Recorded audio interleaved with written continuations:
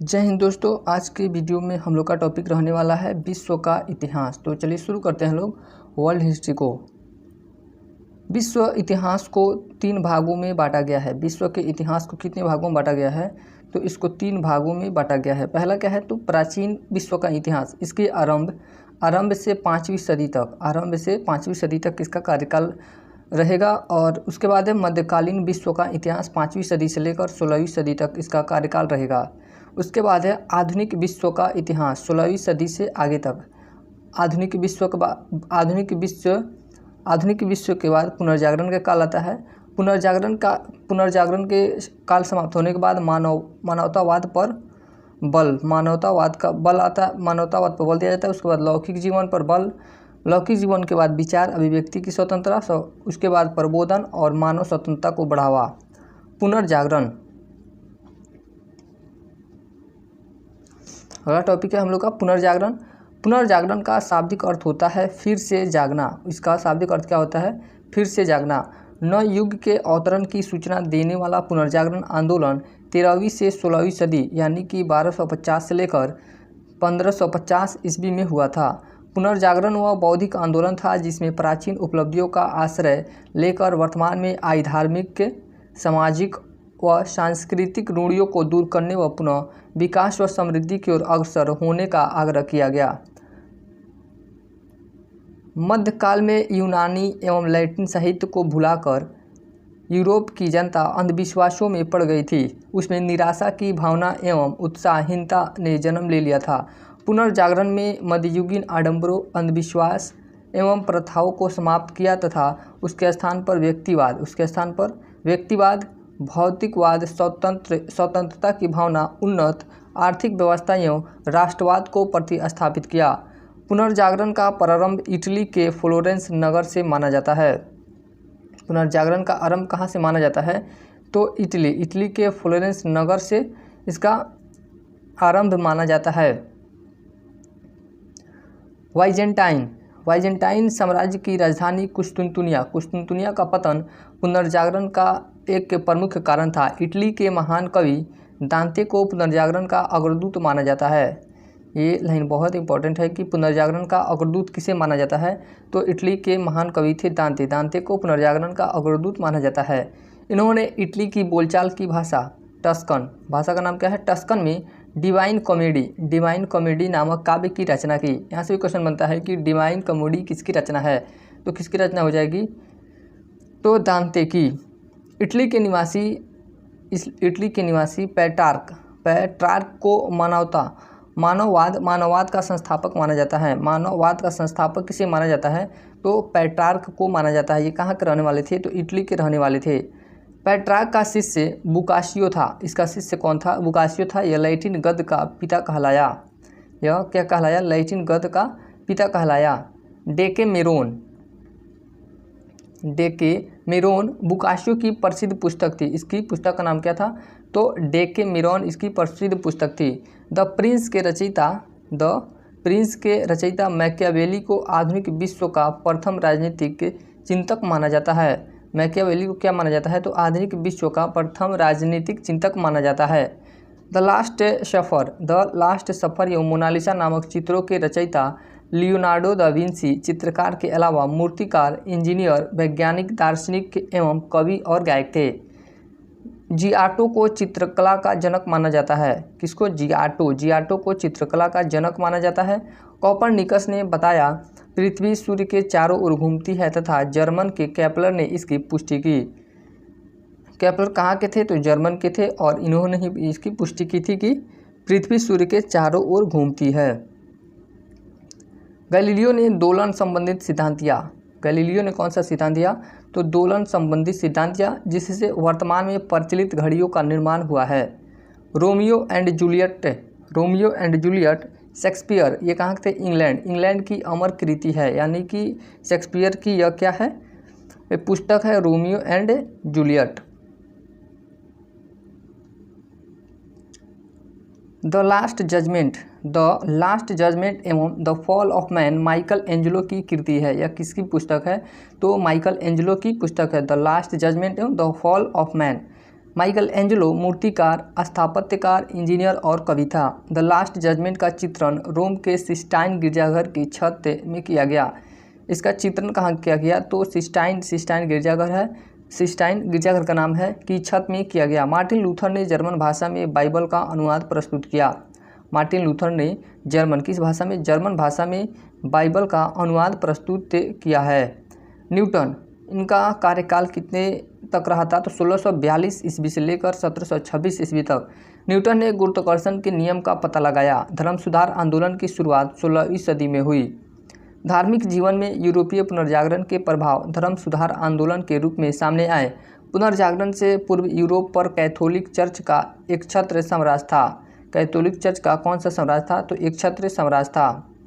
सारा समाज धर्म केंद्रित, धर्म प्रेरित और धर्म नियंत्रित था। धर्म सुधार आंदोलन में धर्म के मूल स्वरूप के लिए कोई चुनौती नहीं थी। विरोध केवल व्यवहार एवं कार्यान्वयन का था। किसी ने भी ईसा मसीह बाइबल आदि में अनास्था प्रकट नहीं की थी। जॉन यूक्लिफ को धर्म सुधार आंदोलन का प्रातःकालीन तारा, the morning star of reformation कहा जाता है। किनको कहा जाता है? तो जॉन विक्लिफ को कहा जाता है। इसके अनुयायी लोलार्डस कहलाते थे। इसके अनुयायी क्या कहलाते थे? तो लोलार्डस कहलाते थे। अमेरिका की खोज क्रिस्टोफर कोलंबस ने की थी। अमेरिका की खोज किसने की थी? तो क्रिस्टोफर कोलंबस ने की थी। अमेरिगो वेस्पुची, इटली, यह इटली का था। इटली के नाम पर अमेरिका का नाम अमेरिका पड़ा। इसी के नाम पर अमेरिगो वेस्पुची के नाम पर ही अमेरिका का नाम क्या पड़ा था? तो अमेरिका पड़ा था। फ्रांसिस बेकन इंग्लैंड का प्रसिद्ध निबंधकार था। इसे आधुनिक विज्ञान का पिता कहा जाता है। आधुनिक विज्ञान का पिता किसे कहा जाता है? तो फ्रांसिस बेकन को कहा जाता है। और यह कहाँ का रहने वाला था? तो इंग्लैंड का रहने वाला था। फेयरी क्वीन एडमंड स्पेंसर की रचना की है। इनकी पुस्तक का नाम क्या है? तो एडमंड स्पेंसर। राफेल कहाँ के थे? तो राफेल इटली के थे। राफेल के चित्र सजीवता और सुंदरता के कारण आज भी विश्व प्रसिद्ध है। उसकी सर्वश्रेष्ठ रचना जीसस क्राइस्ट की माँ और मेडोना का चित्र है। कौन कौन सी पुस्तक राफेल की फेमस है? तो जीसस क्राइस्ट की माँ और मेडोना का चित्र। मैगलन समुद्री मार्ग से संपूर्ण विश्व का चक्कर लगाने वाला प्रथम व्यक्ति था।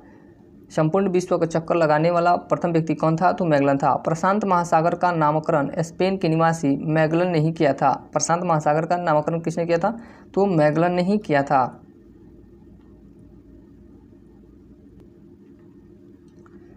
अब है अगला टॉपिक, अमेरिका का स्वतंत्रता संग्राम। दूसरा लेसन है विश्व इतिहास का, अमेरिका का स्वतंत्रता संग्राम। नोट, सप्तवर्षीय युद्ध कब तक हुआ था? तो 1756 से लेकर 1763 ईस्वी में इंग्लैंड और फ्रांस के बीच यूरोप, अमेरिका और भारत में लड़ा गया। अमेरिकी स्वतंत्रता संग्राम आंदोलन के दौरान इंग्लैंड का शासक जॉर्ज तृतीय था। इंग्लैंड का शासक कौन था? जॉर्ज तृतीय था। पैट्रिक हेनरी, नोट में देखते हैं लोग क्या कह रहे हैं नोट में। पैट्रिक हेनरी ने स्टाम्प्स अधिनियम का विरोध किया। पैट्रिक हेनरी ने योकों में जान फूंक दी। वह कहता था, या तो मुझे स्वतंत्रता दो वरना मृत्यु दो। 15वीं शताब्दी के अंत में कोलंबस ने अमेरिका का पता लगाया था। अमेरिका में ब्रिटिश औपनिवेशिक शासन साम्राज्य की नींव जेम्स प्रथम के शासनकाल में ही डाली गई। अमेरिका के मूल निवासी रेड इंडियन कहे जाते थे। अमेरिका के मूल निवासी क्या कहे जाते थे? रेड इंडियन कहे जाते थे। 1767 ईस्वी में टाउनसेंड वित्त मंत्री की कर योजना को लागू किया गया, जिसमें ब्रिटिश संसद ने 5 वस्तुओं चाय, सीसा, कागज, सिक्का, धातु और रंग पर सीमा शुल्क लगाया। अमेरिकियों यानी कि उपनिवेशवासियों ने इन्हें देने से इनकार कर दिया तथा सैमुअल एडम ने इनका प्रतिनिधित्व किया। अमेरिका में 13 अंग्रेज बस्तियां उपनिवेश थी। अमेरिका में कितने उपनिवेश थी? तो 13 अंग्रेज बस्तियां थी। ब्रिटिश सरकार के शोषण का विरोध करने के लिए उपनिवेशवासियों ने स्वाधीनता के पुत्र एवं स्वाधीनता की पुत्री नामक आदि संस्थाएं स्थापित की। अमेरिकी स्वतंत्रता संग्राम का तात्कालिक कारण लॉर्ड नॉर्थ की चाय नीति थी, जो 16 दिसंबर 1773 ईस्वी को सैमुअल एडम्स के नेतृत्व में कुछ अमेरिकी कुलियों का भेष बनाकर बोस्टन बंदरगाह में खड़े ईस्ट इंडिया कंपनी के जहाज़ों पर चढ़ गए और उन्होंने 340 चाय की पेटियां समुद्र में फेंक दी और इसी घटना को बोस्टन टी पार्टी कहा जाता है। इस घटना को क्या कहा जाता है? Boston T party. 5 सितंबर 1774 ईस्वी को वर्जीनिया के नागरिकों ने सभी उपनिवेशों के प्रतिनिधियों का फिलाडेल्फिया में एक महाद्वीपीय कांग्रेस अधिवेशन आयोजित किया, जिसमें ब्रिटिश कानून का विरोध तथा व्यापार के बहिष्कार का निर्णय हुआ। 22 अक्टूबर 1774 ईस्वी को सम्मेलन समाप्त हुआ। सम्मेलन कब समाप्त हुआ? तो 22 अक्टूबर 1774 ईस्वी को यह सम्मेलन समाप्त हुआ। 19 अप्रैल 1775 ईस्वी को लेक्सी-गंटप नामक स्थान पर ब्रिटिश सेना और क्रांतिकारियों के बीच मुठभेड़ में 8 स्वयंसेवक मारे गए। 10 मई 1775 ईस्वी को फिलाडेल्फिया में द्वितीय महाद्वीपीय सम्मेलन हुआ। यहाँ पे कौन सा महाद्वीपीय सम्मेलन हुआ? दूसरा, जिसमें टॉमस जेफरसन उपस्थित थे। जिसमें कौन उपस्थित था? तो टॉमस जेफरसन उपस्थित थे तथा उन्होंने 4 जुलाई 1776 ईस्वी में 13 बस्तियों की इंग्लैंड से स्वतंत्रता की घोषणा कर दी। 4 जुलाई 1776 ईस्वी को फिलाडेल्फिया में उपनिवेशवासियों की बैठक में स्वतंत्रता की घोषणा स्वीकार कर ली गई। आज भी 4 जुलाई को अमेरिका अपना स्वतंत्रता दिवस मनाता है। अमेरिका अपना स्वतंत्रता दिवस कब मनाता है?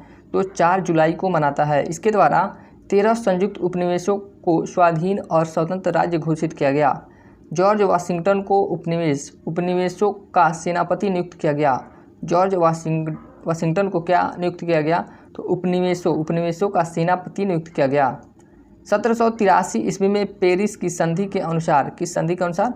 पेरिस की संधि के अनुसार इंग्लैंड ने 13 उपनिवेशों की स्वतंत्रता स्वीकार कर ली। संसार का प्रथम लिखित संविधान संयुक्त राज्य अमेरिका में 1789 ईस्वी में लागू हुआ था। ये लाइन बहुत इंपॉर्टेंट है कि संसार का सर्वप्रथम लिखित संविधान किस देश ने बनाया था? तो संयुक्त राज्य अमेरिका में, और लागू भी अमेरिका ने ही किया था। कब किया था? तो 1789 ईस्वी में, जिसमें उत्तराधिकार कानून को न्यायसंगत बनाया गया तथा महिलाओं को संपत्ति का अधिकार मिला। इसमें भी महिलाओं को संपत्ति का अधिकार दिया गया है। अमेरिका विश्व का पहला देश बना जिसने मनुष्यों की समानता तथा उनके मौलिक अधिकारों की घोषणा की थी। अमेरिका विश्व का पहला देश है जिसने मनुष्यों की समानता और उनके मौलिक अधिकारों की घोषणा की है। मॉन्टेस्क्यू के शक्ति पृथक्करण सिद्धांत को मान्यता मिली। शक्ति पृथक्करण के सिद्धांत का प्रतिपादन किसने किया है? तो मॉन्टेस्क्यू ने किया है। अब्राहम लिंकन अमेरिका के राष्ट्रपति 1860 ईस्वी में बने थे। अब्राहम लिंकन अमेरिका के राष्ट्रपति कब बने थे? तो 1860 ईस्वी में। प्रजातंत्र जनता के द्वारा और जनता के लिए शासन है। प्रजातंत्र की यह परिभाषा अब्राहम लिंकन ने ही दिया था। यह कथन किनका है? जनता के द्वारा और जनता के लिए शासन, यह अब्राहम लिंकन का कथन है। अब्राहम लिंकन की हत्या जॉन विल्किज बूथ नामक व्यक्ति ने 4 मार्च 1865 ईस्वी को कर दी। अमेरिकी गृह युद्ध की समाप्ति 26 मई 1865 ईस्वी की हुई। अमेरिकी गृह युद्ध की समाप्ति कब हुआ? तो 26 मई 1865 ईस्वी को। अमेरिका फिलासॉफिकल सोसाइटी की स्थापना बेंजामिन फ्रैंकलिन ने की थी। अमेरिका में फिलासॉफिकल सोसाइटी की स्थापना किसने की थी? तो बेंजामिन फ्रैंकलिन ने की थी।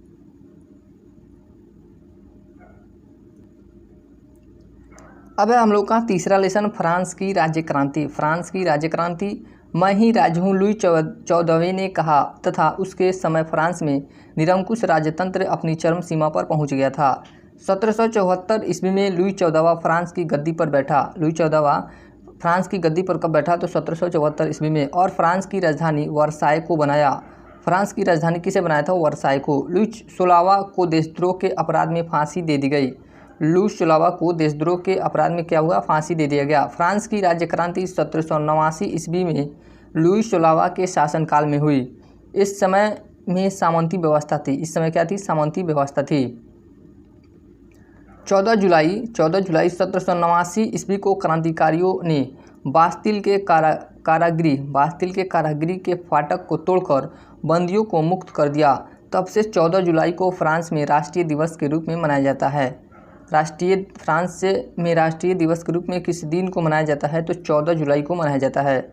सामाजिक समानता, सामंतीय विशेषाधिकारों का अंत, निरंकुश तथा भ्रष्ट प्रशासन में सुधार, न्याय तथा करों में समानता के उद्देश्य को पाने के लिए इस क्रांति की शुरुआत की गई थी। टैले एक प्रकार का भूमिकर था। टैले क्या था? तो एक प्रकार का भूमिकर था। और गेबेल एक प्रकार का नमक कर था। गेबेल क्या था? एक प्रकार का नमक कर था। तथा टाइथ एक प्रकार का धार्मिक कर था जो चर्च को देना पड़ता था। यहाँ से ऐसे क्वेश्चन बन सकता है कि टैले क्या था? तो यह एक प्रकार का भूमि कर था। और गेबेल क्या था? तो एक प्रकार का नमक कर था। और टाइथ क्या था? तो धार्मिक कर था। यह एक प्रकार का धार्मिक कर था। वॉल्टेयर ने कहा कि, वॉल्टेयर का कथन देखते हैं। वॉल्टेयर ने क्या कहा था? वॉल्टेयर ने कहा कि 100 चूहों की अपेक्षा एक सिंह का शासन उत्तम है। नेपोलियन के अनुसार यदि रूसो ना हुआ होता तो फ्रांसीसी क्रांति ना होती।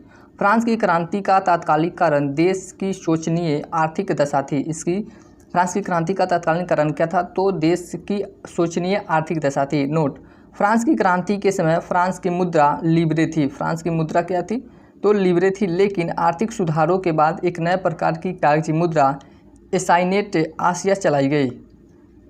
आर्थिक सुधारों के बाद जो नए प्रकार की मुद्रा चलाई गई थी उसका नाम क्या था? तो एसाइनेट यानी बाद में आसिया कर दिया गया। स्वतंत्रता, समानता एवं बंधुत्व का नारा फ्रांस की राज्य क्रांति की देन है। ये लाइन इंपॉर्टेंट है कि स्वतंत्रता, समानता एवं बंधुत्व का नारा किस देश की क्रांति का देन है? तो फ्रांस की क्रांति का देन है। लुई सोलहवें की पत्नी मैरी एंतोनत ऑस्ट्रिया की राजकुमारी थी। एंतोनत कहाँ की राजकुमारी थी? तो ऑस्ट्रिया की राजकुमारी थी। सोशल कॉन्ट्रैक्ट रूसो की एक लेटर्स ऑन इंग्लिश वॉल्टेयर की रचना है। सोशल कॉन्ट्रैक्ट किसकी रचना है? रूसो की रचना है। रूसो कौन है? तो यह लेखक हैं। और लेटर्स ऑन इंग्लिश वॉल्टेयर की रचना है। कानून की आत्मा की रचना मॉन्टेस्क्यू ने की थी। कानून की आत्मा की रचना किसने किया था? तो मॉन्टेस्क्यू ने किया था। 14 जुलाई 1789 ईस्वी को क्रांतिकारियों ने बास्तिल के जेल के फाटक को तोड़कर बंदियों को रिहा कर दिया। फ्रांसीसी क्रांति में वॉल्टेयर, मॉन्टेस्क्यू एवं रूसो जैसे दार्शनिकों का महत्वपूर्ण योगदान था। विधि की आत्मा की रचना मॉन्टेस्क्यू ने की थी। 5 मई 1789 को एस्टेट्स जनरल का अधिवेशन वर्साय के शानदार राजमहल में आरंभ हुआ। एस्टेट्स जनरल की कुल सदस्य संख्या 1200 थी, जिसमें 600 से अधिक तीसरे सदन के सदस्य थे। तृतीय एस्टेट्स एक सदस्य एक मत का सिद्धांत चाहता था। तृतीय एस्टेट्स क्या चाहता था? तो एक सदस्य एक मत का सिद्धांत चाहता था। सांस्कृतिक राष्ट्रीयता का जनक हर्डर को कहा जाता है। सांस्कृतिक राष्ट्रीयता का जनक किसे कहा जाता है? तो हर्डर को कहा जाता है। फ्रांस में कई वर्षों की क्रांति, अशांति एवं अव्यवस्था के पश्चात एक निरंकुश शासक के रूप में नेपोलियन का उदय हुआ, जिसने न केवल फ्रांस अपितु पूरे यूरोप को प्रभावित किया। यद्यपि वह डिक्टेटर था। वह क्या था? डिक्टेटर यानी कि तानाशाह था। और उसके शासन में स्वतंत्रता को स्थान नहीं था, किंतु क्रांति की 2 अन्य भावनाओं समानता एवं बंधुत्व का उसने पूर्णतः पालन किया। नेपोलियन का जन्म 15 अगस्त 1769 को कोर्सिका द्वीप के अजासियो नामक नगर में कार्लो बोनापार्ट एवं लेटिजियो रोमलिनो के घर पर हुआ था। नेपोलियन के पिता पेशे से वकील थे। नेपोलियन के पिता क्या थे? पेशे से वकील थे। नेपोलियन ने ब्रिटेन की सैनिक अकादमी में शिक्षा प्राप्त की थी। 1799 ईस्वी में नेपोलियन ने फ्रांस में डायरेक्टरी के शासन का अंत कर दिया तथा स्वयं प्रथम काउंसिल बना। इससे काउंसिल ने फ्रांस के नए संविधान की रचना की तथा 1802 ईस्वी में जीवन भर के लिए कौंसिल बना। जीवन भर के लिए क्या बना? कौंसल बना। 1804 ईस्वी में नेपोलियन ने खुद को फ्रांस का सम्राट घोषित कर दिया गया। नेपोलियन ने फ्रांस का सम्राट खुद को कब घोषित किया था? 1804 ईस्वी में। नेपोलियन बोनापार्ट को एक अन्य नाम लिटिल कार्पोरल के नाम से जाना जाता है। इसका अन्य नाम क्या था? तो लिटिल कार्पोरल के नाम से जाना जाता है। नेपोलियन को आधुनिक फ्रांस का निर्माता भी माना जाता है। नेपोलियन को क्या कहा जाता है? तो आधुनिक फ्रांस का निर्माता भी माना जाता है। माल्टा के प्रश्न पर इंग्लैंड एवं फ्रांस के मध्य युद्ध हुआ। 1800 ईस्वी में नेपोलियन ने बैंक ऑफ फ्रांस की स्थापना की। 1800 ईस्वी में नेपोलियन ने बैंक ऑफ फ्रांस की स्थापना की। नेपोलियन ने कानूनों का संग्रह तैयार करवाया जिसे नेपोलियन कोड कहा जाता है। नेपोलियन ने इंग्लैंड को आर्थिक रूप से कमज़ोर करने के लिए महाद्वीपीय व्यवस्था लागू की। अक्टूबर 1805 ईस्वी में इंग्लैंड फ्रांस के बीच ट्रेफेलगर का युद्ध हुआ। ट्रेफेलगर का युद्ध किन दो देशों के बीच हुआ था? तो इंग्लैंड और फ्रांस के बीच यह युद्ध हुआ था। कब हुआ था? तो 1805 ईस्वी में। यूरोपीय राष्ट्रों ने एकजुट होकर 1813 ईस्वी में लिपजिंग के मैदान में नेपोलियन को हराया। इसके बाद नेपोलियन को बंदी बनाकर एल्बा द्वीप में रखा गया। इसको बंदी बनाकर कहाँ रखा गया? तो एल्बा द्वीप में रखा गया, पर वह वहाँ से भाग गया। नेपोलियन ने जोसेफिन को तलाक देकर ऑस्ट्रिया की राजकुमारी मैरी लुइस से शादी की। नेपोलियन ने ही सर्वप्रथम इंग्लैंड को बनियों का देश कहा था। नेपोलियन ने ही सर्वप्रथम इंग्लैंड को क्या कहा था? तो बनियों का देश कहा था। इतिहासकार डेविड थॉमसन ने नेपोलियन के पतन का गंभीर कारण माना है, जिसमें स्पेन की शक्ति को कम समझना। नोट: मुझे फ्रांस का राजमुकुट धरती पर पड़ा मिला और तलवार की नोक से मैंने उठा लिया। सत्ता मेरी रखैल है, इसे वश में करने के लिए मुझे इतनी दिक्कतें उठानी पड़ी है कि मैं ना तो उसे किसी को छीनने दूंगा और ना अपने साथ भोगने दूंगा। ये सब कथन किसका है? तो नेपोलियन बोनापार्ट का। 1815 ईस्वी में वाटरलू का युद्ध कब हुआ था? तो 1815 ईस्वी में। उसके जीवन काल का अंतिम युद्ध था। किसके जीवन काल का? तो नेपोलियन बोनापार्ट के जीवन का अंतिम युद्ध कौन था? तो वाटरलू का युद्ध, जिसमें उसे क्या मिली? हार मिली, यानी पराजय मिली और उसे आत्मसमर्पण करना पड़ा। उसे सेंट हेलेना द्वीप भेज दिया गया, जहां 1821 ईस्वी में उसकी मृत्यु हो गई। यूरोप में राष्ट्रीय राज्यों के निर्माण का श्रेय नेपोलियन को जाता है। नेपोलियन ने फ्रांस की क्रांति के सिद्धांतों को अन्य देशों में पहुंचाया तथा जनसाधारण में स्वतंत्रता की भावना उत्पन्न की। चौथा लेसन है वर्ल्ड हिस्ट्री का, औद्योगिक क्रांति। उत्पादन के क्षेत्रों में मशीनी और वाष्प की शक्ति के उपयोग से जो व्यापक परिवर्तन हुए और इन परिवर्तनों के फलस्वरूप लोगों की जीवन पद्धति और उसके विचारों में जो मौलिक परिवर्तन हुए, उसे ही इतिहास में औद्योगिक क्रांति कहा जाता है। औद्योगिक क्रांति की शुरुआत इंग्लैंड से हुई। इसकी शुरुआत कहाँ से हुई? तो इंग्लैंड से हुई, क्योंकि इंग्लैंड के पास अधिक उपनिवेशों के कारण पर्याप्त कच्चे माल और पूंजी की अधिकता थी। विश्व में सर्वप्रथम औद्योगिक क्रांति इंग्लैंड में हुई। विश्व में सबसे पहले औद्योगिक क्रांति कहाँ हुई? तो इंग्लैंड में हुई। औद्योगिक क्रांति के तहत 18वीं शताब्दी में विभिन्न वैज्ञानिक आविष्कारों के साथ साथ यंत्रों का भी आविष्कार हुआ। प्रत्येक व्यवसाय के लिए कारखानों तथा मशीनों का निर्माण हुआ तथा विज्ञान और उद्योग धंधों में घनिष्ठ संबंध स्थापित हुआ। कृषि के लिए भिन्न भिन्न प्रकार की मशीनों तथा सिंचाई आदि की व्यवस्था में सुधार हुआ, जिससे उत्पादन में वृद्धि हुई। इन आविष्कारों के परिणामस्वरूप छोटे छोटे गांव शहरों में गृह उद्योग कारखानों में बदल गए। कारखानों में बदल गए तथा पगडंडियाँ चौड़ी सड़कों में बदल गई। बदल गई? चौड़ी सड़कों में। सामाजिक व्यवस्था में तेजी से परिवर्तन हुआ और जनसंख्या में तीव्र गति से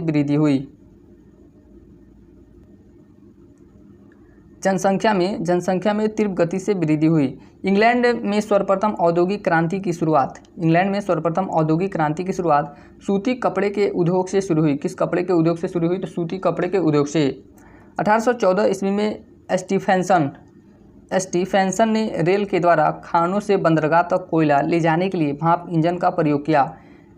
स्कॉटलैंड के मैकडम ने सर्वप्रथम पक्की सड़कें बनाने की विधि निकाली। पुराने कृषि यंत्रों के स्थान पर इस्पात के हल, ड्रेज ड्रिल इत्यादि का प्रयोग होने लगा, जिससे उपज बढ़ी।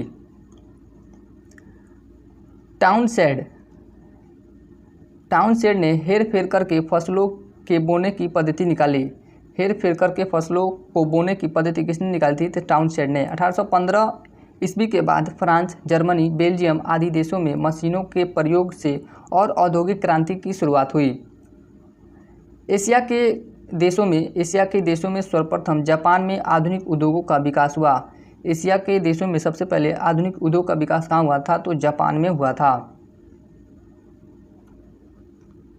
अब यहाँ पे कुछ वस्तुएं दिया गया है, आविष्कार, आविष्कारक और कब इसका आविष्कार हुआ था। तो तेज चलने वाला शटल के आविष्कारक कौन थे? जॉन के। और यह इसका आविष्कार कब किए थे? 1733 ईस्वी में इसका आविष्कार हुआ था।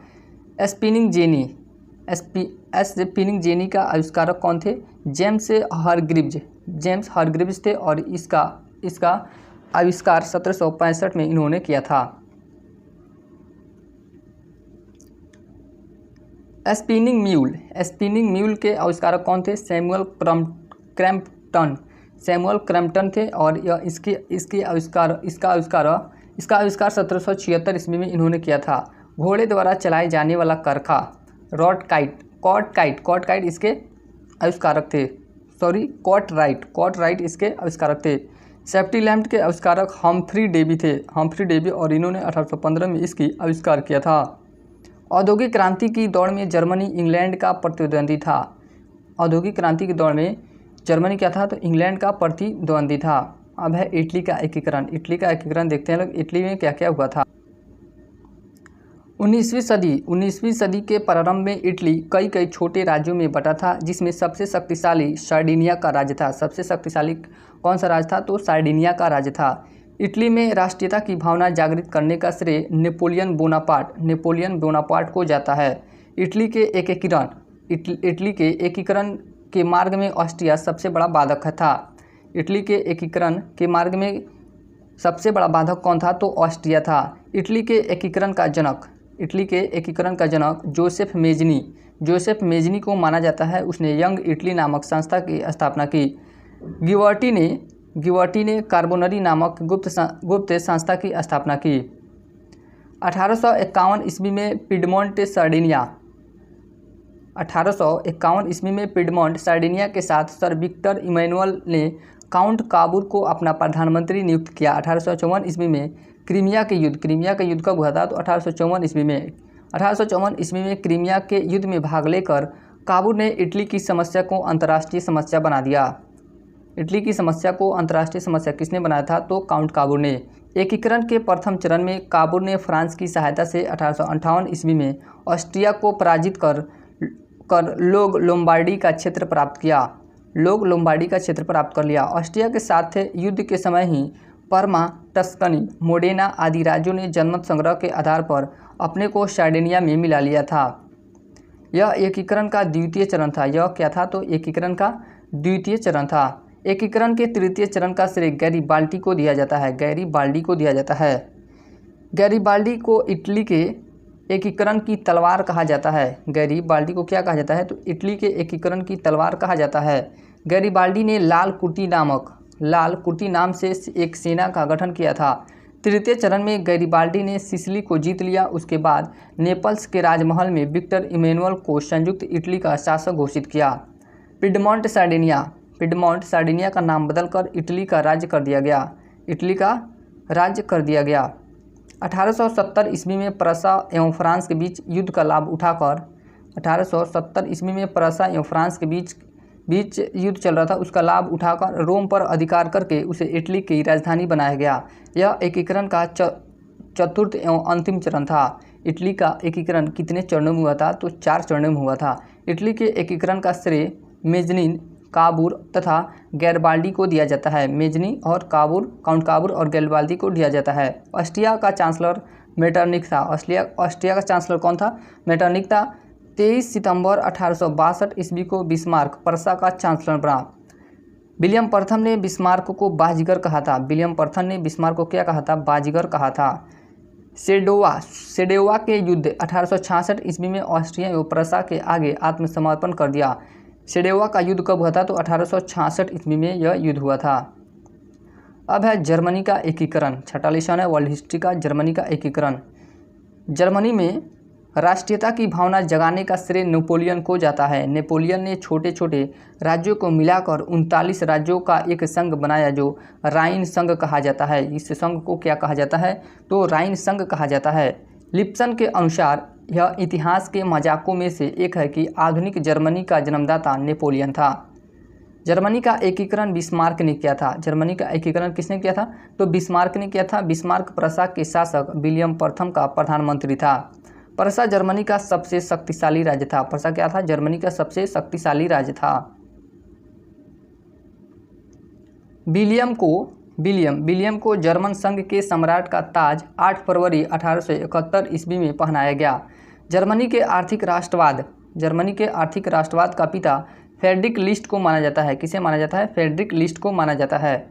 1832 ईस्वी में प्रसा ने जर्मनी के 12 राज्यों के सहयोग करके जालवरी नामक आर्थिक संगठन का निर्माण किया। बिस्मार्क जर्मनी का एकीकरण प्रसा के नेतृत्व में चाहता था।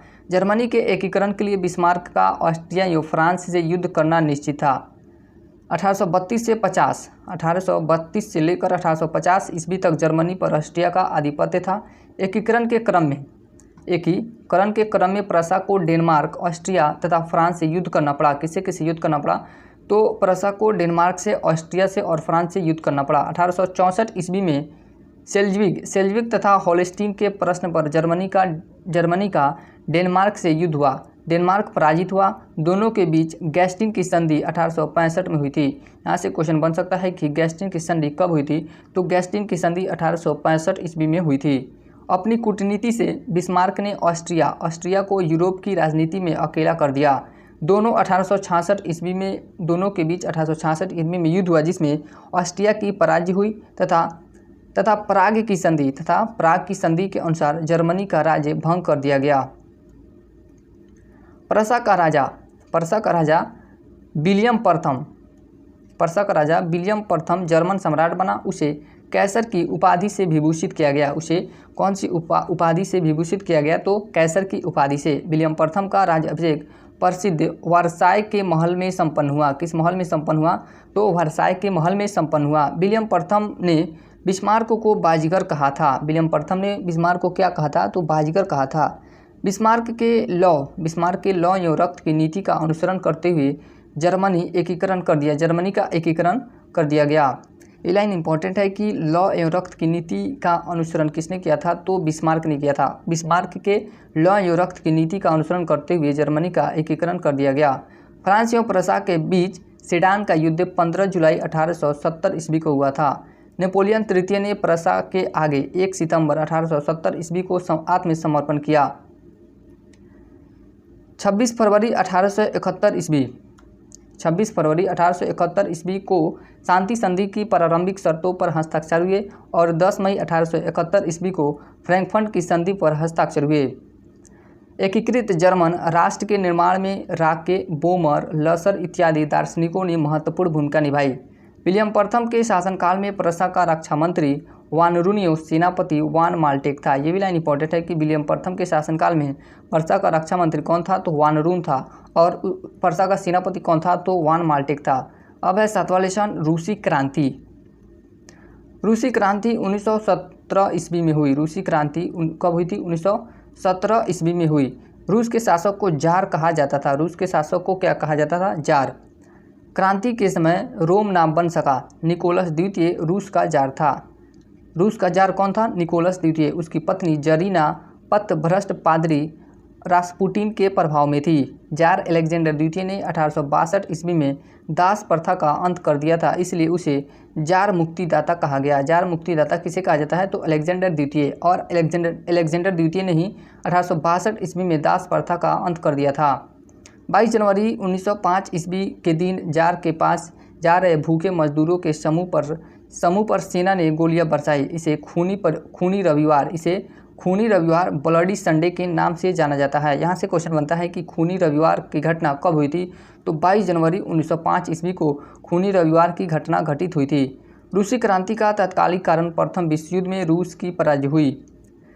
रूसी क्रांति का तत्कालीन कारण क्या था? तो प्रथम विश्व युद्ध में रूस की पराजय। 7 फरवरी 1917 को रूस की क्रांति का प्रथम विस्फोट हुआ। विद्रोहियों ने रोटी रोटी का नारा लगाते हुए सड़कों पर प्रदर्शन करना शुरू कर दिया। जार की सेना ने विद्रोहियों पर गोली चलाने से इनकार कर दिया। 15 मार्च 1917 ईस्वी को जार निकोलस द्वितीय ने गद्दी त्याग दी। इस प्रकार रूस से निरंकुश राजशाही का अंत हो गया। रूस में साम्यवाद की स्थापना 1917 ईस्वी में हुई थी। रूस में साम्यवाद की स्थापना कब हुई थी? तो 1917 ईस्वी में। कालांतर में वैचारिक मतभेद के आधार पर दो भागों बोल्शेविक तथा मेंशेविक में बट गया। बहुमत वाला दल बोल्शेविक कहलाया। इसके नेताओं में लेनिन सर्वप्रमुख था। लेनिन क्या था? तो सबसे प्रमुख था। अल्पमत वाला दल मेंशेविक कहलाया। अल्पमत वाला दल क्या कहलाया? तो मेंशेविक कहलाया। इसका प्रमुख नेता करेंसकी था। जार की गद्दी त्यागने के बाद सत्ता मेंशेविकों के हाथ में आई। करेंसकी प्रधानमंत्री बना, परंतु सरकार जन समस्याओं को सुलझाने में असफल रही। इसका विरोध करने पर लेनिन को निर्वासित कर दिया गया। इसका विरोध लेनिन ने किया था और उसको निर्वासित कर दिया गया क्योंकि यह विरोध कर रहा था सरकार के खिलाफ। अंततः बोल्शेविक ने बल प्रयोग द्वारा सत्ता पलटने की तैयारी शुरू कर दी। 7 नवंबर 1917 को सभी महत्वपूर्ण सरकारी इमारतों पर कब्जा कर लिया गया। करेंसकी देश छोड़कर भाग गया। बोल्शेविकों ने एक नई सरकार का गठन किया जिसका अध्यक्ष लेनिन बना तथा ट्रस्टस्की को विदेश मंत्री बनाया गया। ट्रस्टस्की को क्या बनाया गया? तो विदेश मंत्री। विश्व इतिहास में पहली बार मजदूर वर्गों के हाथ में शासन सूत्र आया। साम्यवादी शासन का पहला प्रयोग रूस में ही हुआ। साम्यवादी शासन का पहला प्रयोग कहाँ पे हुआ था? तो रूस में हुआ था। अन्ना कैरेनिना के लेखक लियो टॉल्स्टॉय था। मदर की रचना मैक्सिम गोकी ने की थी। सोशल डेमोक्रेटिक दल की स्थापना 1903 ईस्वी रूस में हुई थी। कार्ल मार्क्स का आजीवन साथी रहा फ्रेडरिक एंजल्स। कार्ल मार्क्स का आजीवन साथी कौन रहा था? तो फ्रेडरिक एंजल्स रहा था। अब है इंग्लैंड की क्रांति। इंग्लैंड में 1603 ईस्वी में स्टुअर्ट राजवंश का शासन प्रारंभ हुआ। इस राजवंश के शासक के दैवीय अधिकारों में विश्वास करते थे। किस अधिकार में? तो दैवीय अधिकारों में। इंग्लैंड में चार्ल्स प्रथम के समय 1642 से 1646 ईस्वी तक गृह युद्ध चला। गृह युद्ध के पश्चात चार्ल्स प्रथम को फांसी दे दी गई तथा चार्ल्स द्वितीय को राजा बनाया गया। चार्ल्स द्वितीय की निरंकुशता से जनता उसके विरुद्ध हो गई। चार्ल्स द्वितीय की मृत्यु के बाद जेम्स द्वितीय शासक बना। चार्ल्स द्वितीय की मृत्यु के बाद कौन शासक बना? तो जेम्स द्वितीय। वह दैवीय सिद्धांतों में विश्वास करता था तथा निरंकुश था। जेम्स द्वितीय के कार्यकालों से जेम्स द्वितीय के कार्यकलापों से 1688 ईस्वी में एक क्रांति हुई। इसे रक्तहीन क्रांति अथवा गौरवपूर्ण क्रांति भी कहा जाता है क्योंकि इस क्रांति में रक्त की एक भी बूंद धरती पर नहीं गिरी। इसके बाद इंग्लैंड में संसद की सर्वोच्चता की स्थापना हुई। गृह युद्ध के दौरान राजा ने समर्थकों को कैवेलियर कहा गया था। गृह युद्ध के दौरान राजा के समर्थकों को क्या कहा गया? तो कैवेलियर कहा गया था और संसद के समर्थकों को राउंड्स हेड्स कहा जाता है। इंग्लैंड में वर्ष 1756 से लेकर 1763 ईस्वी तक सप्तवर्षीय गृह युद्ध हुआ था। ये लाइन इंपॉर्टेंट है कि सप्तवर्षीय गृह युद्ध किस देश में हुआ था? तो इंग्लैंड में। और यह कब से कब तक हुआ था? 1756 से लेकर 1763 तक। अब देखते हैं लोग प्रथम विश्व युद्ध। प्रथम विश्व युद्ध की शुरुआत 28 जुलाई 1914 ईस्वी को। इसका तात्कालिक कारण ऑस्ट्रिया के राजकुमार फर्डिनेंड की बोस्निया की राजधानी सेरेजोवो में की गई हत्या थी। जर्मनी के चांसलर बिस्मार्क को गुप्त संधियों की प्रणाली एवं यूरोप में गुटबंदी का जनक माना जाता है। मित्र राष्ट्रों में 26 अप्रैल 1915 ईस्वी की लंदन की गुप्त संधि द्वारा इटली को अपने गुट में शामिल किया गया। 1882 ईस्वी में बिस्मार्क ने फ्रांस के विरुद्ध जर्मनी, ऑस्ट्रिया, हंगरी और इटली का एक त्रिगुट अथवा त्रिराष्ट्र संघ बनाया। 1 अगस्त 1914 को जर्मनी ने फ्रांस के विरुद्ध युद्ध की घोषणा कर दी। 1 अगस्त 1914 ईस्वी को जर्मनी ने किसके विरुद्ध? तो फ्रांस के विरुद्ध युद्ध की घोषणा कर दी। 3 अगस्त 1914 को जर्मनी ने फ्रांस के विरुद्ध युद्ध की घोषणा कर दी। जर्मन सेना ने बेल्जियम में प्रवेश किया तो ब्रिटेन ने 4 अगस्त 1914 ईस्वी को जर्मनी के विरुद्ध युद्ध की घोषणा कर दी। प्रथम विश्व युद्ध के समय अमेरिका का राष्ट्रपति वुडरो विल्सन था। प्रथम विश्व युद्ध के समय, ये भी क्वेश्चन इंपॉर्टेंट है कि प्रथम विश्व युद्ध के समय अमेरिकी राष्ट्रपति कौन थे? तो वुडरो विल्सन थे। 6 अप्रैल 1917 ईस्वी को अमेरिका ने जर्मनी के विरुद्ध युद्ध की घोषणा कर दी। यह युद्ध 4 वर्षों अर्थात 1918 तक चला। इसमें 37 देशों ने भाग लिया था। प्रथम विश्व युद्ध में संपूर्ण विश्व 2 भागों में बटा था। पहला था मित्र राष्ट्र, दूसरा था धुरी राष्ट्र। धुरी राष्ट्रों का नेतृत्व जर्मनी ने किया था। इसमें शामिल अन्य देश थे, यानी कि धुरी राष्ट्र में शामिल कौन कौन से देश थे? तो ऑस्ट्रिया था, हंगरी, तुर्की और इटली। मित्र राष्ट्रों में इंग्लैंड, फ्रांस, रूस, जापान तथा संयुक्त राज्य अमेरिका जैसे देश शामिल थे। इटली के बाद धुरी राष्ट्रों से अलग होकर मित्र राष्ट्र की तरफ जा मिला। इटली बाद में क्या हुआ? इटली बाद में धुरी राष्ट्रों से अलग होकर मित्र राष्ट्र में जाकर मिल गया। क्रांति के बाद रूस युद्ध से अलग हो गया। संयुक्त राज्य अमेरिका प्रारंभ में तटस्थ था, लेकिन जर्मनी द्वारा ब्रिटेन के लुसितोनिया जहाज डुबाने तथा अमेरिका जहाज़ों को ढूंढने के बाद वह मित्र राष्ट्रों की तरफ से युद्ध में उतरा। लुसितोनिया जहाज में डूबने वालों में अमेरिकियों की संख्या अधिक थी। प्रथम विश्व युद्ध की समाप्ति 11 नवंबर 1918 ईस्वी को हुई। 18 जून 1918 ईस्वी को पेरिस में शांति सम्मेलन का आयोजन किया गया। पेरिस में शांति सम्मेलन का आयोजन कब किया गया? तो 18 जून 1918 ईस्वी को, जिसमें 27 देशों के नेताओं ने भाग लिया था। कितने देशों के नेताओं ने भाग लिया था? तो 27 देशों ने। पेरिस शांति सम्मेलन में अमेरिकी राष्ट्रपति वुड्रो विल्सन, ब्रिटेन के प्रधानमंत्री लॉयड जॉर्ज तथा फ्रांस के प्रधानमंत्री जॉर्ज क्लेमेंसो की महत्वपूर्ण भूमिका थी। मित्र राष्ट्रों ने जर्मनी के साथ वर्साय की संधि, ऑस्ट्रिया के साथ सेंट जर्मन की संधि, बुल्गारिया के साथ निवली की संधि और हंगरी के साथ त्रियानो की संधि तथा तुर्की के साथ सेब्रे की संधि की। मित्र राष्ट्रों ने पराजित जर्मनी के साथ काफ़ी अन्यायपूर्ण वर्साय की संधि की थी, जिसके कारण पूरे विश्व को 20 वर्ष बाद पुनः एक और विश्व युद्ध में उलझना पड़ा। युद्धोपरांत विश्व में शांति स्थापना के लिए एक अंतर्राष्ट्रीय संस्था, राष्ट्रीय संघ UNO या लीग ऑफ नेशन की स्थापना 1920 ईस्वी में की गई। बिस्मार्क गुप्त संधियों की प्रणाली का जनक था। क्या था? तो जनक था। काला हाथ सर्बिया की गुप्त क्रांतिकारी संस्था थी। 6 अरब 50 करोड़ पाउंड की राशि की मांग युद्ध के हार जाने के रूप में जर्मनी ने की। 1906 ईस्वी में मोरक्को संकट पैदा हुआ। 1906 ईस्वी में कौन सा संकट पैदा हुआ था? तो मोरक्को संकट पैदा हुआ था। उसके बाद देखते हैं लोग चीनी क्रांति। ये हम लोग का वर्ल्ड हिस्ट्री का 10वां लेसन है। चीनी क्रांति। चीन में मंचू राजवंश का पतन 1911 ईस्वी में हुआ। चीन में मंचू राजवंश का पतन कब हुआ था? 1911 ईस्वी में। 1911 ईस्वी की क्रांति के बाद चीन में गणतंत्र शासन पद्धति की स्थापना हुई। डॉक्टर सन्यात सेन को 1911 ईस्वी की क्रांति का जनक कहा जाता है। डॉक्टर सन्यात सेन का जन्म 1867 ईस्वी में हुआ था।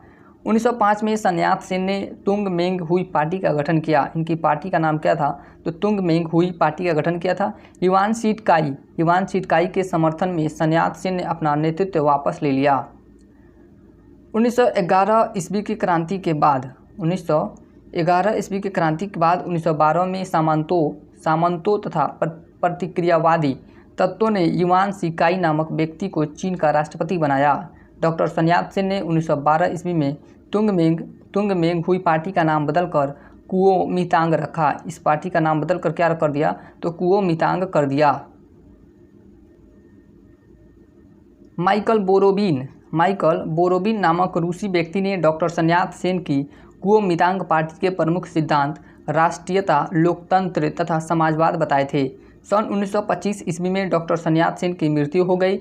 डॉक्टर सन्यात सेन की मृत्यु के बाद च्यांग काइसेक कुओमिंतांग दल का प्रधान बना। चीन में कम्युनिस्ट यानी कि साम्यवादी पार्टी की स्थापना 1921 में की गई थी। डॉक्टर सन्यात सेन के व्यक्तित्व से प्रभावित होकर बहुत सारे कम्युनिस्ट कुओमिंतांग दल में शामिल हो गए।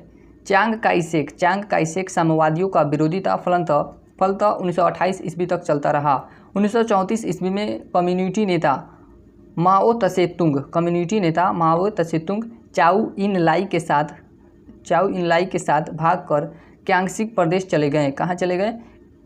क्यांग्शी प्रदेश चले गए। यह युद्ध च्यांग काइसेक की हार हुई और वह फार्मोसा भाग गया। 21 नवंबर 1949 ईस्वी को माओ त्से-तुंग के नेतृत्व में चीन में गणतंत्र राज्य की स्थापना हुई। चीन में गणतंत्र राज्य की स्थापना कब हुई थी? तो 21 नवंबर 1949 को माओ त्से-तुंग राष्ट्रपति तथा चाउ एन-लाई इसके प्रधानमंत्री बने। माओ त्से-तुंग कौन क्या बना, तो राष्ट्रपति, और चाउ एन-लाई इसके प्रधानमंत्री बने। इस प्रकार एशिया में एक नए साम्यवादी शासन की स्थापना हुई। डॉक्टर sun यat-sen 3 सिद्धांत मानते थे: राष्ट्रवाद, लोकतंत्रवाद और सामाजिक न्याय। माओ त्से-तुंग के नेतृत्व में 1 अक्टूबर 1949 ईस्वी में जनवादी गणराज्य की स्थापना चीन में की गई। नोट देखते हैं लोग, शक्ति बंदूक की नली से निकलती है। शक्ति कहाँ से निकलती है, तो बंदूक की नली से। अतः पार्टी को बंदूकों पर अधिकार रखना चाहिए। पार्टी को बंदूकों पर अधिकार रखना चाहिए, यह किसका कथन है, तो माओ त्से-तुंग का कथन है कि शक्ति बंदूक की नली से निकलती है, अतः पार्टी को बंदूकों पर अधिकार रखना चाहिए। जॉन हे खुले द्वार की नीति का प्रतिपादक था। जॉन हे क्या था, तो खुले द्वार की नीति का प्रतिपादक था। चीन एशिया का मरीज के नाम से जाना गया। एशिया के मरीज के नाम से किसे जाना गया, तो चीन को जाना गया। चीन जनवादी गणराज्य का प्रथम प्रधानमंत्री चाउ एन-लाई था। चीन ने जनवादी गणराज्य की राजधानी हुनान थी। चीन के जनवादी गणराज्य की राजधानी कहाँ थी, तो हुनान थी। चीन में साम्यवाद के उदय का कारण रूसी क्रांति का प्रभाव था। चीन में पश्चिमी शक्तियों के प्रति असंतोष। उसके बाद है कुओमिंतांग दल के प्रति जनता में असंतोष था। चीन में आर्थिक विकास की कमी थी। उसके बाद शिक्षा का प्रसार में कमी थी और माओ का नेतृत्व। उसके बाद है इटली में फासिस्टों का उदय। इटली में फासिस्टों का उदय।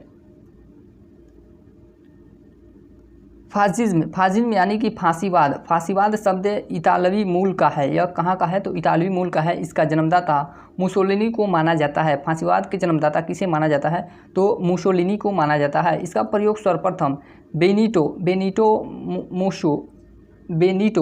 मुसोलिनी के नेतृत्व में चलाए गए आंदोलन के लिए किया गया था। फासिस्टवाद कट्टर उग्र राष्ट्रीयता का ही एक रूप था। यह प्रजातंत्र का विपरीत अर्थ रखता था। प्रजातंत्र का क्या रखता था, तो विपरीत अर्थ रखता था। यह एक शासन प्रणाली के रूप में तानाशाही का परिचायक है। मुसोलिनी का जन्म 1883 ईस्वी में रोमाग्ना में हुआ था। कहाँ पे हुआ था, रोमाग्ना में हुआ था। 1915 ईस्वी में वह सेना में भर्ती हो गया। 1917 में युद्ध में घायल होने के बाद वह सैन्य सेवा से अलग हो गया। मुसोलिनी के आदर्श नायक जूलियस सीजर और नेपोलियन थे।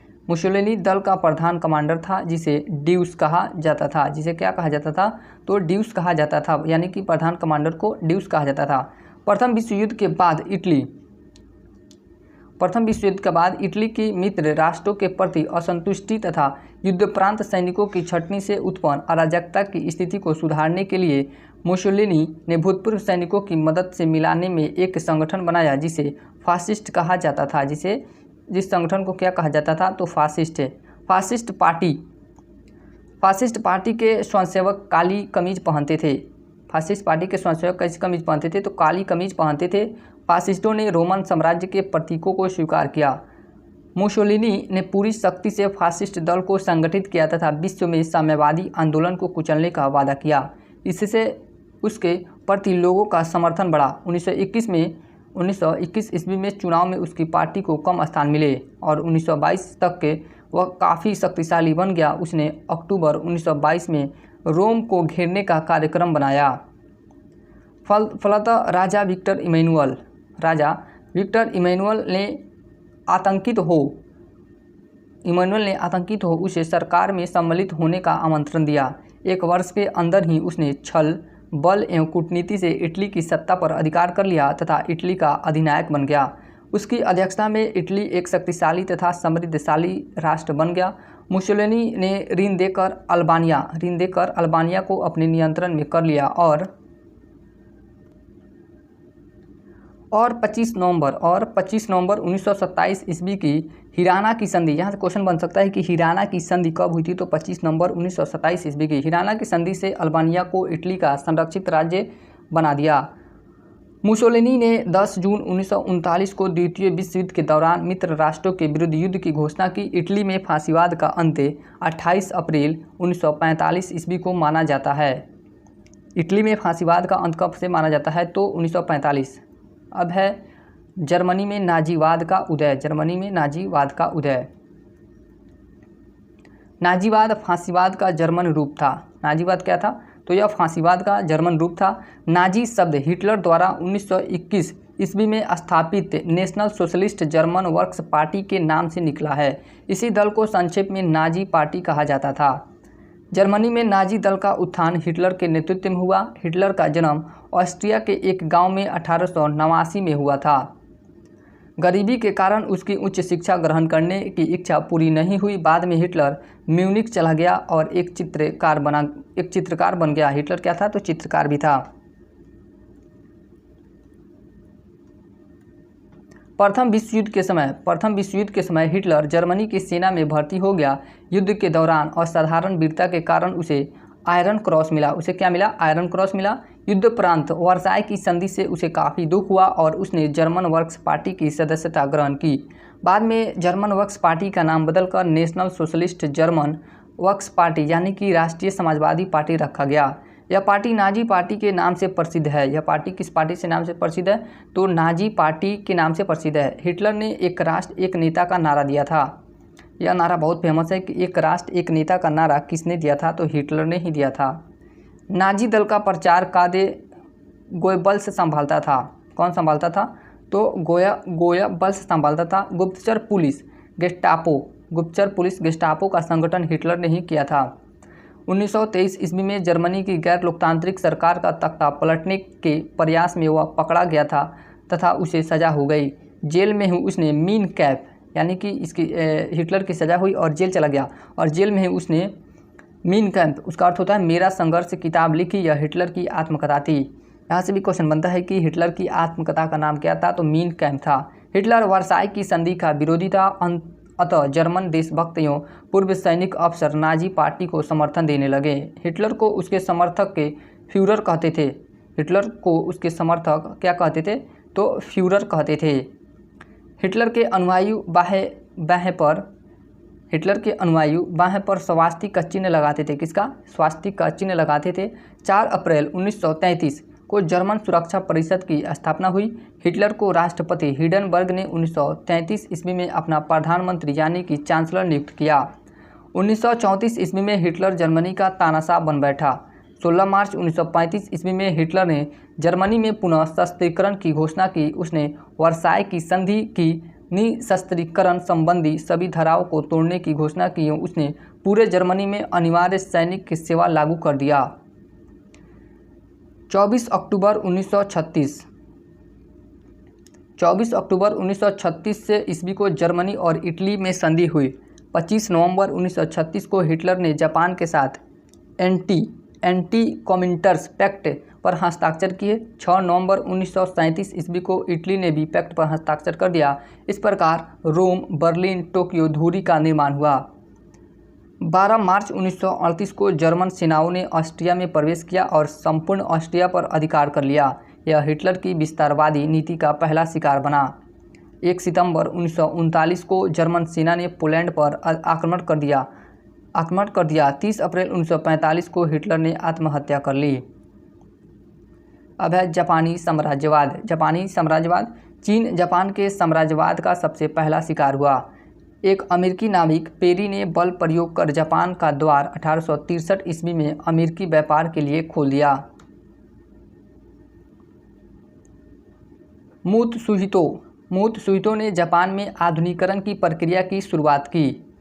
जापान में 1872 ईस्वी में सैनिक सेवा अनिवार्य कर दी गई। जापान में सैनिक सेवा कब अनिवार्य कर दी गई? तो 1872 ईस्वी में। जापान ने 1905 ईस्वी में रूस को हराया। पार्टीमाउथ की संधि के द्वारा इस युद्ध की समाप्ति 5 सितंबर 1905 को हुई थी। अपनी साम्राज्यवादी आकांक्षाओं की पूर्ति के लिए जापान ने 1931 में मंचूरिया पर आक्रमण किया। जापान ने 20 मार्च 1933 को राष्ट्रसंघ की सदस्यता त्याग दी। पीत आतंक से जापान को संबोधित किया जाता है। यानी कि जापान को किस नाम से जाना जाता है? तो पीत आतंक भी कहा जाता है। 10 सितंबर 1945 को द्वितीय विश्व युद्ध में जापान ने आत्मसमर्पण किया। हिरोशिमा और नागासाकी पर अणु बम गिराए जाने के कारण जापान ने द्वितीय विश्व युद्ध में आत्मसमर्पण किया था।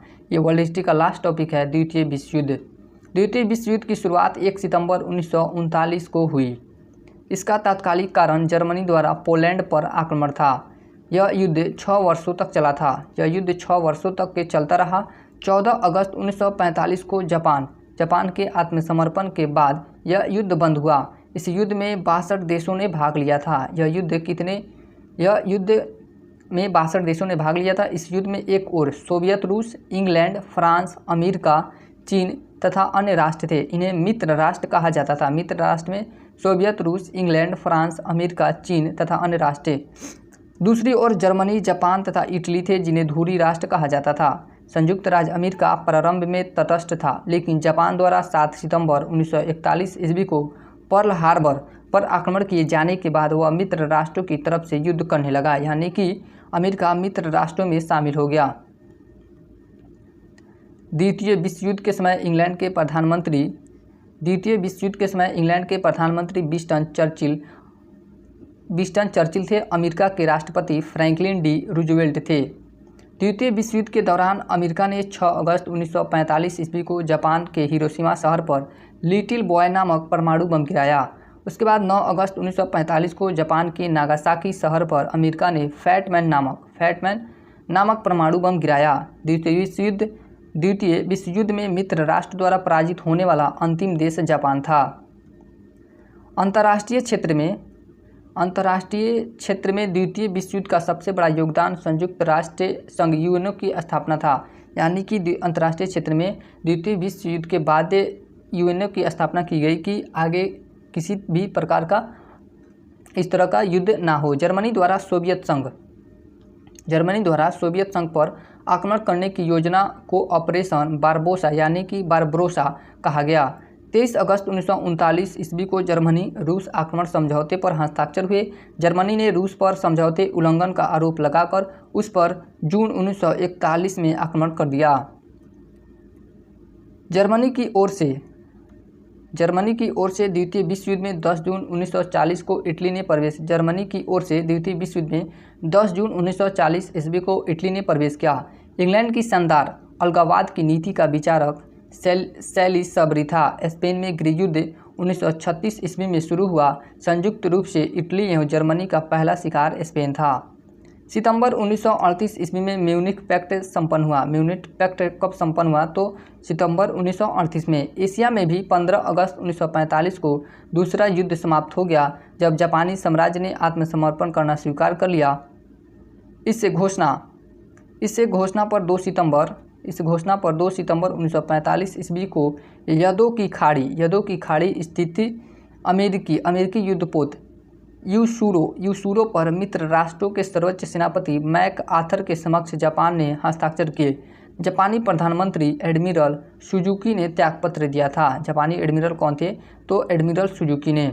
यहाँ हम लोग का वर्ल्ड हिस्ट्री समाप्त होता है। अब इसके बाद पॉलिटी चालू होगा।